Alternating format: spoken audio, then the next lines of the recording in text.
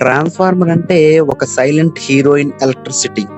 ఇది ఏసీ పవర్‌ని one place నుండి ఇంకో ప్లేస్‌కి ట్రాన్స్‌ఫర్ చేస్తూ వోల్టేజ్‌ని ఇంక్రీజ్ ఆర్ డిక్రీజ్ చేస్తుంది. Hi guys! I am Prithvi. Transformer working principle వచ్చేసరికి ఇండక్షన్ ప్రిన్సిపల్ మీద వర్క్ అవుతుందండి ట్రాన్స్ఫార్మర్ అనేది. ప్రైమరీ కాయిల్‌లో కరెంట్ పాస్ అయితే మ్యాగ్నెటిక్ ఫీల్డ్ అనేది క్రియేట్ అవుతుంది ట్రాన్స్ఫార్మర్‌లో. అది సెకండరీ కాయిల్‌లో వోల్టేజ్ ఇండ్యూస్ చేస్తుందన్నమాట. ట్రాన్స్‌ఫార్మర్‌లో టైప్స్ చూసుకుంటే స్టెప్ అప్ ట్రాన్స్‌ఫార్మర్ అంటే ఏంటి? వోల్టేజ్ ఇంక్రీజ్ చేస్తుంది. ఇది పవర్ స్టేషన్స్‌లో యూజ్ చేస్తారు. సెకండ్ వచ్చేసరికి step down transformer. Voltage decrease చేస్తుంది. నియర్ బై స్ట్రీట్స్ ఉంటాయి కదా! స్ట్రీట్స్ దగ్గర యూజ్ చేస్తారు. ఎందుకంటే పవర్ స్టేషన్ దగ్గర నుంచి వచ్చిన పవర్ అనేది స్టెప్ డౌన్ చేయడం కోసం మనం అక్కడ ట్రాన్స్‌ఫార్మర్ అనేది యూజ్ చేస్తాం. Auto transformer. ఆటో ట్రాన్స్‌ఫార్మర్ అంటే ఏంటి? సింగిల్ వైండింగ్‌తో ఉంటుందన్నమాట. ఇది బోత్ వర్క్ చేస్తుందన్నమాట. ఎఫిషియన్సీ ఉంటుందన్నమాట.